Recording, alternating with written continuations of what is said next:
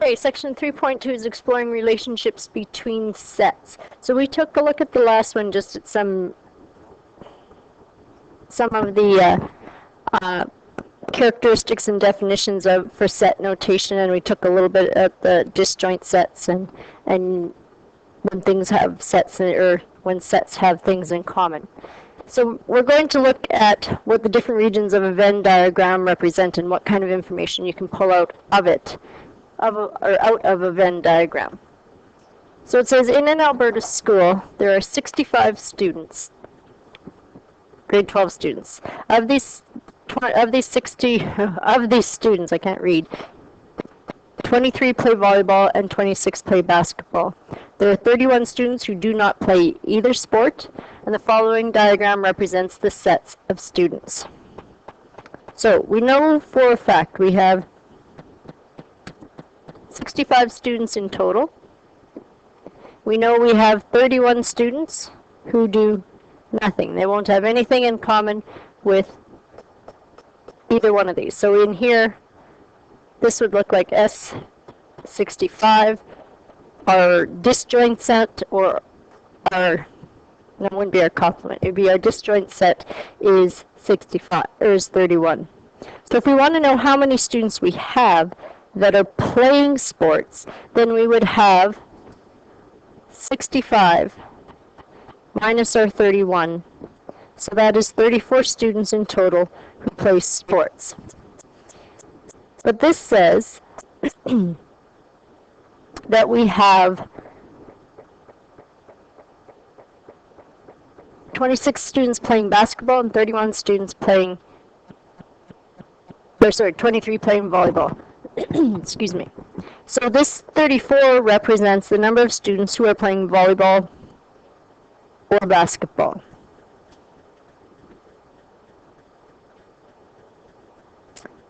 If we take a look at our numbers, our 23 students playing volleyball and our 26 students playing volleyball or basketball is 49. So this is the number that would play in both. So we have 49 students, but there's only 34 students available to play both. So that means we must have some overlap.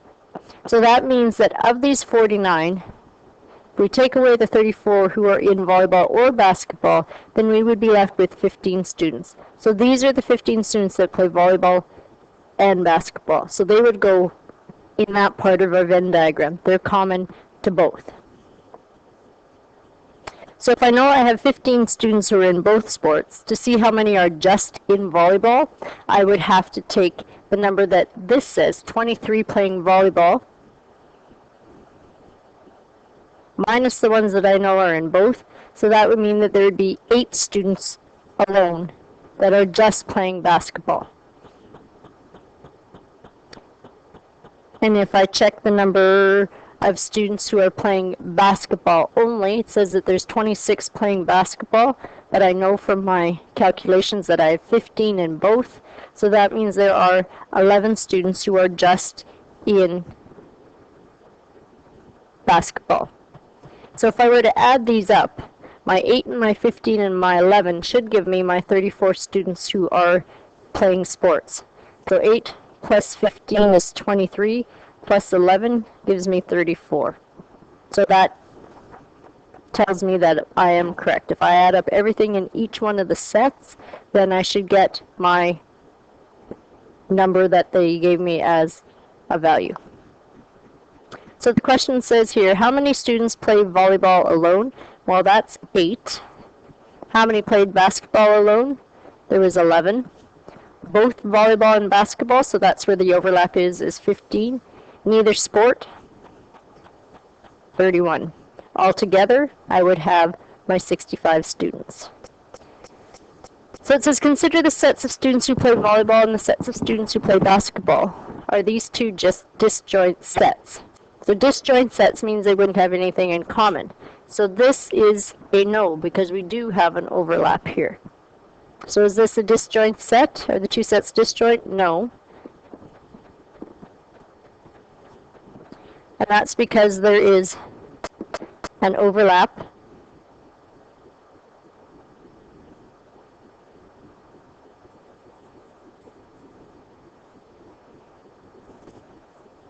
in the sets on the Venn diagram.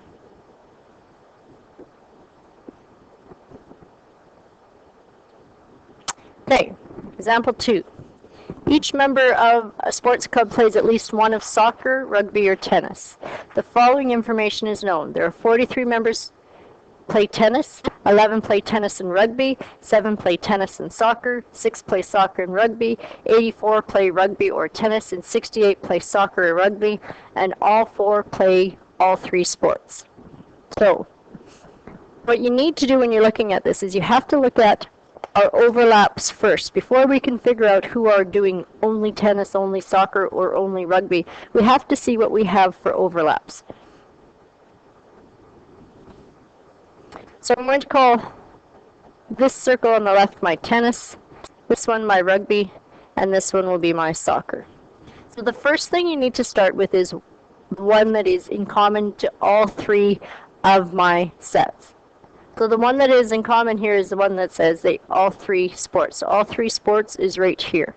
I have 4 people who are in all 3. So knowing that, then I can figure out what my overlap would be between, say, tennis and rugby, or tennis and soccer, or rugby and soccer. So I'm going to start with, at the top, with my tennis and rugby. So to figure out how many are playing tennis and rugby, it says there's 11 in both, but I have 4 of those 11 people who are playing tennis, rugby, and they're also playing soccer. So I have to take those away to see how many are just in that tennis and rugby. So there's 7. So that means this overlap group has 7. So if I take a look at my tennis and soccer, so it says tennis and soccer, there are 7 who play both sports. But of those 7, 4 of them are also going to be playing, and I'll maybe just draw this picture. My tennis and soccer overlap contains that. So I have to take those 4 people that I've already used away. Just like in my tennis and rugby one, that was that part. So that's why I had to subtract those 4 people away. 4 people of those 7 are already included in another set, so I have to take them away to see, or not of those 11 people. 4 people of those 11 were already included in a set, so I can't use them twice. So that's where that 7 came from. So if I take a look at tennis and soccer there were 7, but I know 4 of them play all the sports. So that means that there's only 3 of them who are just in tennis and soccer.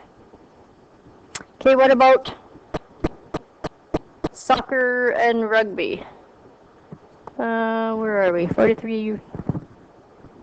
Soccer and rugby. There's 6. 6 people play both of those sports, but so that would be this, I'll call this the green overlap here. But that means if there are 6 of them playing in that overlap, 4 of those are already taken up because they're playing the 3rd sport. So 6 minus 4 leaves me with 2. Okay, so now I've figured out how many are playing 2 sports and a 3 sport. Now I can see how many are playing 1 sport. So tennis. I know there are 43 people playing tennis.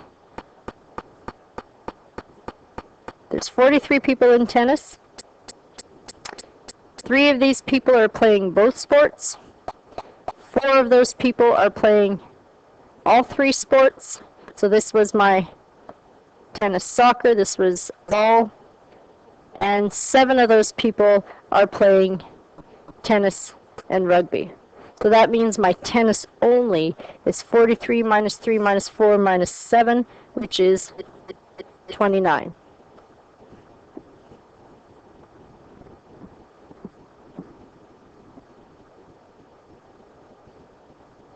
Okay, now what about my rugby? It says, I guess it doesn't matter which one. Let's do sure, we'll do the rugby.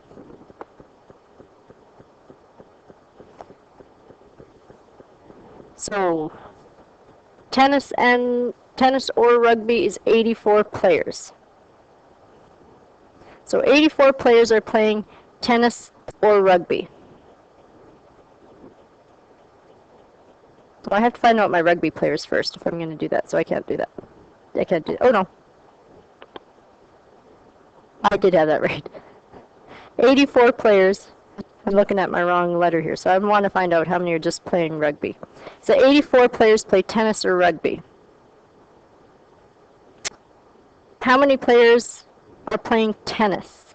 So tennis, or 84 players are playing rugby and tennis, so that's going to be an overlap here. To find out, I know that I have 7 of those that are in both.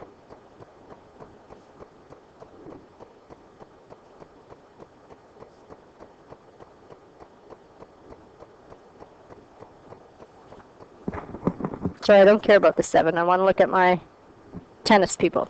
I know I've got 43 people playing tennis because this was a tennis or rugby number. So I have to get my tennis people out of there. 43 of them are playing tennis only. And then I have my rugby soccer overlap here, so that means that I've got 2 in there. So that is soccer rugby. There's an overlap of 2. So the total left with just playing soccer or just playing rugby are 84 minus my 43 minus my 2, which is 39.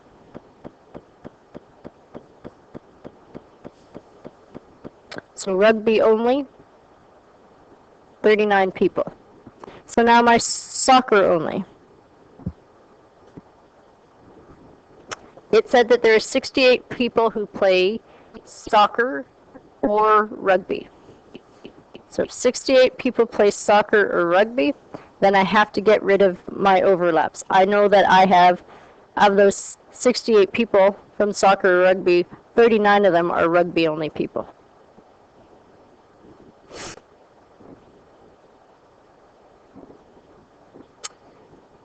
Seven of them are playing, of those are playing tennis or rugby.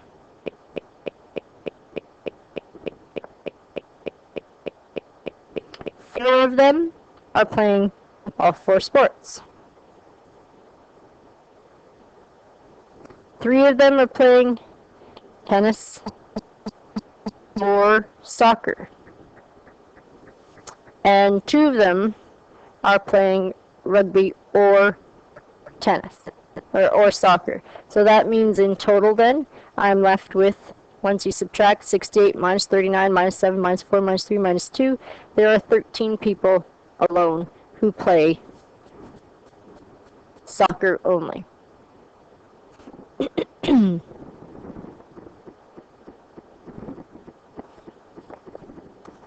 Okay, so the next question says, how many members does this club have?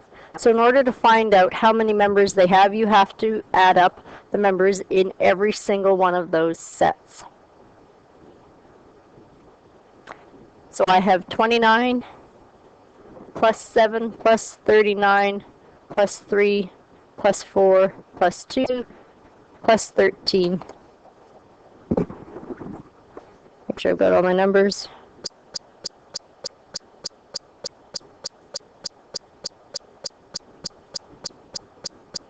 $97 members in total. Example 3. In high school physics, there are 130 grade 11 students currently. 82 are taking math, 27 are taking math and physics, 25 are taking math and chemistry, 20 are taking chemistry and physics, and 110 are taking math or chemistry, and 87 are taking chemistry or physics. 11 students are taking all 3 courses. So first thing we need to do is we need to put a box around our Venn diagram.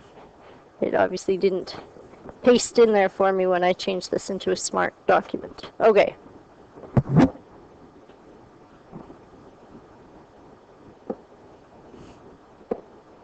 So, my universal set is 133 student population.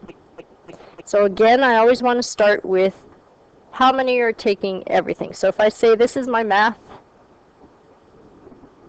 and it told me there are 32 taking math, or 82 taking math.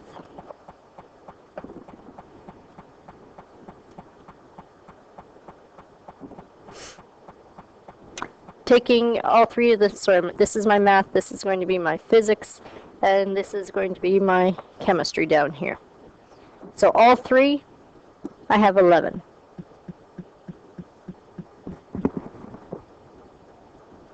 So in order to see how many are taking math and physics, I have to figure out, or to figure that out, I have to take away my how many are taking all three. So math and physics, which is this part right here. Oops, that's supposed to turn red. This is my math and physics overlap here. So math and physics all together in there, I need to have 27 people. So math and physics are 27 people, but I know 11 of them are taking, 11 of those are also going to be taking all three of the courses. So that means that there are 16.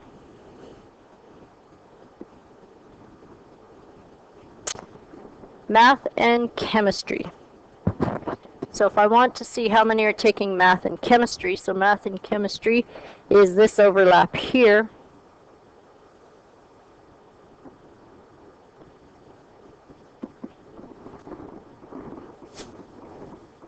There's 25 of those people, but 11 of them are also taking that third course of physics, which is 14. So I have 14 people in the math and chem only part. And then the last part here is, okay, who are the people who are taking chemistry or physics? So chemistry or physics is this part of your diagram. So I have to take away that those 11 people. Chemistry and physics is 87. Oops.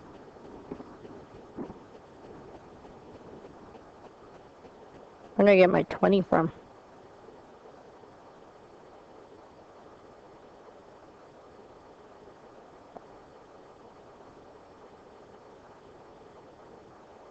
I just have to pause here because I seem to have a... Oh. Sorry. Okay, sorry, I went too far down, that's why. Okay, so I have my 27 here taking math and physics, 25 are taking math and chemistry, and here's my 20 are taking chem and physics. So if 20 are taking chem and physics here, that means I have to take away my 11, which leaves me with 9 students in chem or physics. So if I want to figure out how many students are doing math only, I know that altogether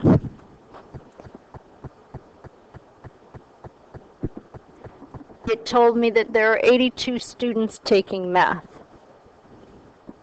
So my math circle here,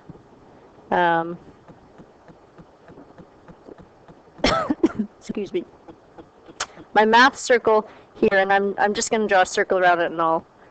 So this is the math circle right here. So in that math circle, I have to have 82 students, excuse me, all together. So if I've got 82 students all together, that means I have to get rid of the 16, 11, and 14 to see how many are taking just math.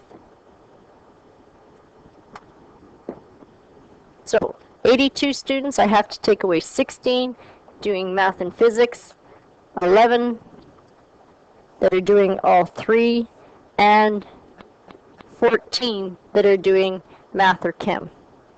And that leaves me with 41.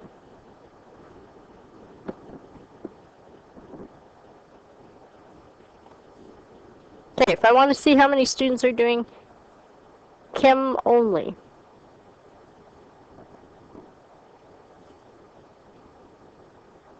so my math and chemistry number, Where is that one? 110. I had 110 students taking math and chemistry. And I could have figured this out the other way and going with the chem and the physics first to find the chemistry. But did they give us a physics and math number? Math and chem, chem and physics.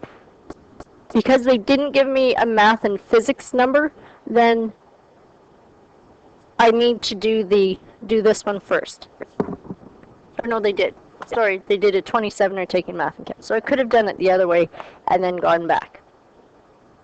So 110 are taking math and chemistry. I want to know, I'll color this purple. I want to know my chemistry. So my chemistry is that purple circle there. So from my purple circle, I have to take away the 14.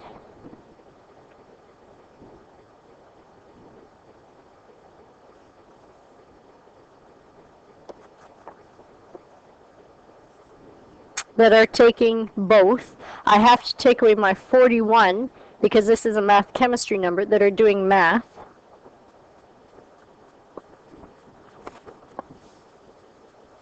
I have to take away my 16, who are part of that math and physics, because they're also math people. They're included in that math chem number. My 11, who are doing all three. And my 9, who are doing physics and chem. So out of 110 people doing math and chem, there are only 19 people doing chemistry.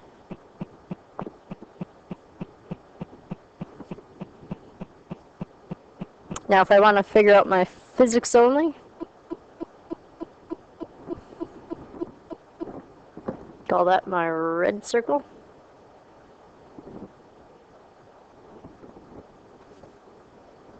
Okay, so because I've already taken care of the math people alone, my physics I'm going to base on my chem physics number.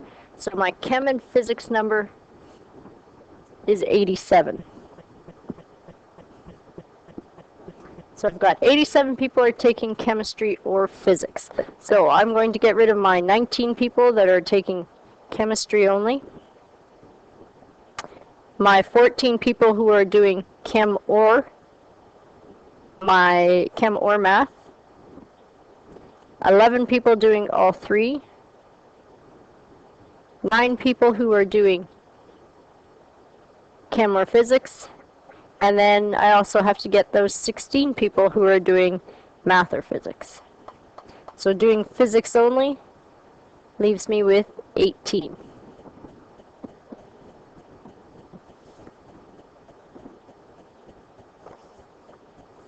So if I were to add up these numbers, I would find, if I look at my physics numbers, that would give me a total of all of the students, my physics and what's that one? Chemistry. 18 and 9 is 27. So it said physics and chemistry. Did I not add right? 27 students plus. Then I've got the 11 taking all. So if I add up those numbers, they will give me these numbers. I could break it back down the other way. So the question asks, how many students are taking math or physics? So math or physics. Oh, I just have to pause. I got a call. Okay, so the question asks, how many students are taking math or physics? So math or physics means that I need my two circles, my red circle and the black circle. So I have to take a look at what all is in there. So I have 41 students doing math only, 14 doing math or chem, 11 doing all three, 16 doing math or physics, 18 doing physics only, and 9 doing math. So if I add those up, so that's all of these numbers, 41, 14, 11, 16, and then from the other circle, the 9 and the 18. there's 109 students doing either math or physics. So how many students are doing none of these courses? So in order to find out what basically the complement is, or the disjoint is, you need to figure out how many students are taking all the courses, and take that away from our total number of students, which was 130. Our universal set had 130. So if we do 130 minus 41 minus 16 minus 11 minus 14 minus 9 minus 19 minus 18.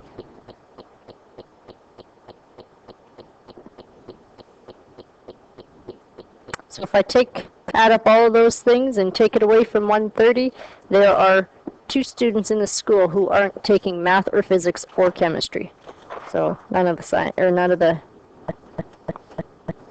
those 3 courses.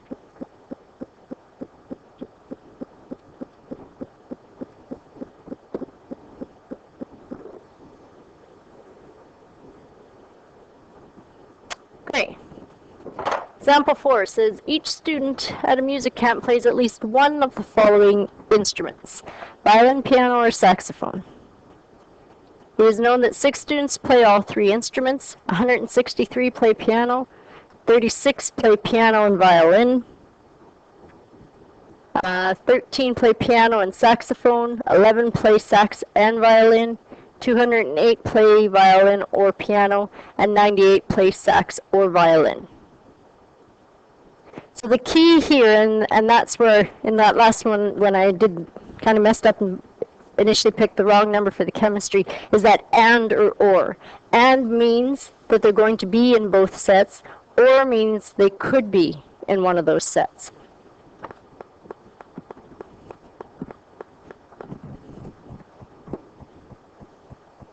Okay, so keeping our ands and ors in mind. So if we say this is our violin group, this is our piano group, and this is our saxophone group.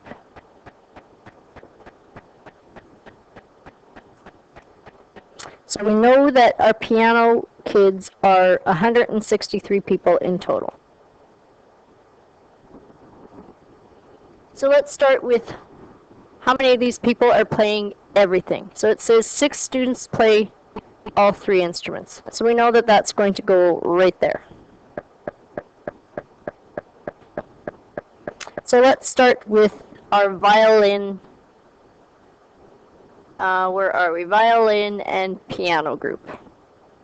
So it says that there are 36 students who play the violin and the piano. So the and part has to go in here. So 36 students have to be in this violin. So this purple group here, violin and piano. Again, 6 of those students I already know are playing all 3. So that means there are 30 students in this group.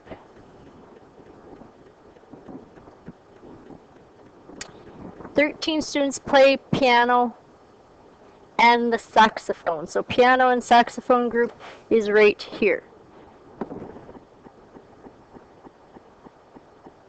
So that group needs to be 13 people, but 6 of them are playing all 3 instruments, so I know that there are 7 there.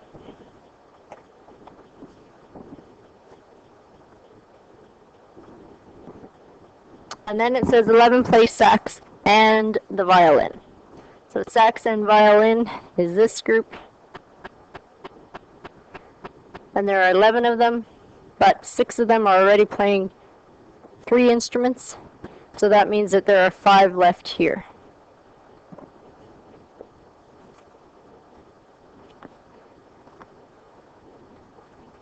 Okay, so now let's look at our other information. We want to find out how many students do we have playing the piano. So we know in total there are 163 students that play the piano. So 163 students are going to play the piano. I know that 30 of those students, oopsie, 30 of those students will also be playing the violin.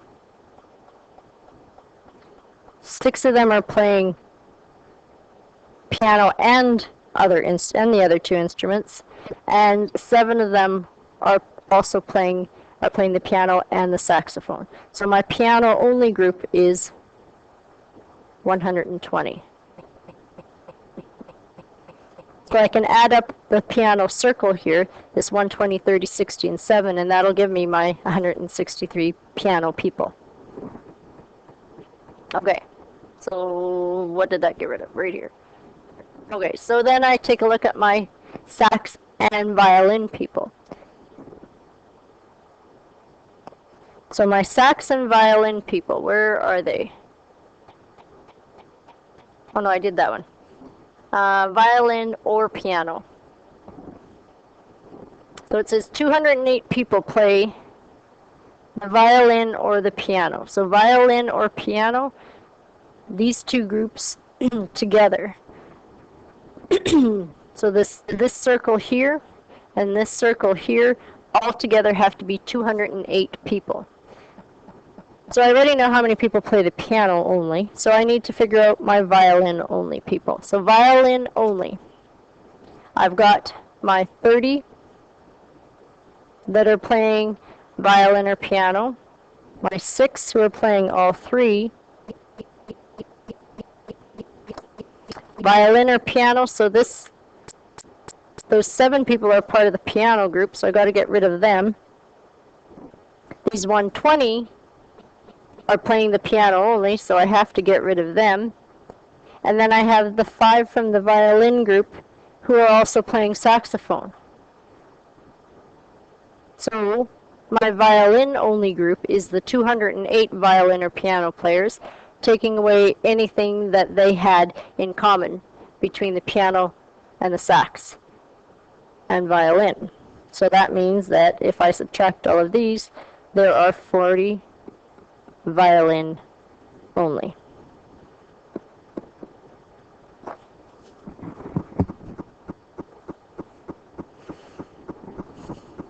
So 98 play sax or violin. So now to get my 90 or my saxophone people, then I need to take away my overlaps. So 98 people are playing the sax or the violin. So of those 98 people, I know 40 of them are doing violin only. I know 30 of them are doing the violin or the piano. So that has to go. I know 6 of them are doing all 3. 5 of them are doing violin or sax, and 7 of them are doing sax or piano. So to be left with only my sax people, I have to take all of that away. I don't care about the piano only people because that wasn't part of this number. Okay, because I was looking at sax or violin, the piano only people don't count. So when I subtract, there are 10 sax only people.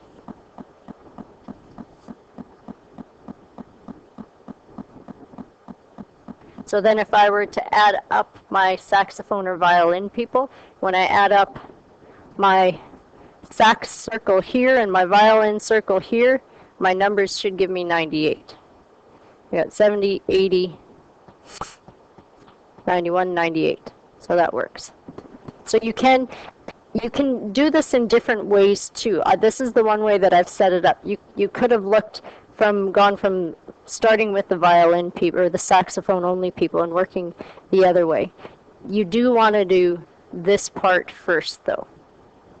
Okay, so you always want to do that and part first, and then you can go on to the ors. So the question says, what is my universal set then? If this is, well, music camp, so we'll call it M. What is the number in my universal set? How many elements are there? So we add up everything in all 3 circles.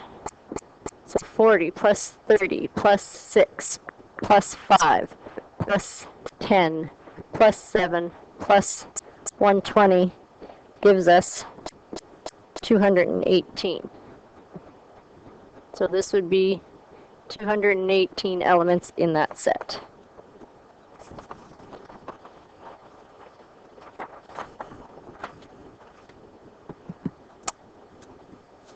Okay, so just a summary here of the key ideas. Sets that are not disjoint share common elements.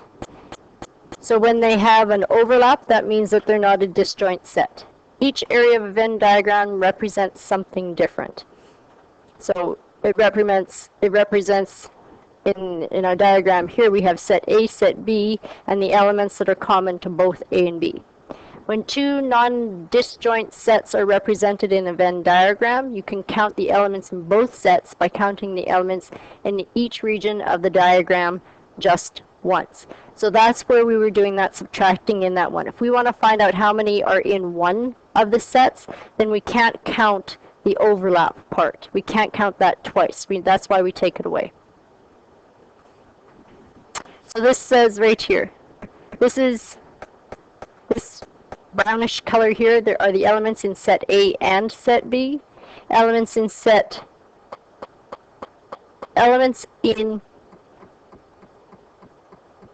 U, because this is the universal set. So elements in the universal set, but not in set A or B, so that would be any that are out in this area here. And then we have the elements of set B, but not in set A, and elements of set A, but not in B. So it says each element in universal set appears only once in the Venn diagram. If an element occurs in more than one set, it is placed in the area of the Venn diagram where it is overlapped. So our saxophone and violin people were in an overlap. Okay, so your questions are on the bottom there, page 160 to 161, questions 1 to 5.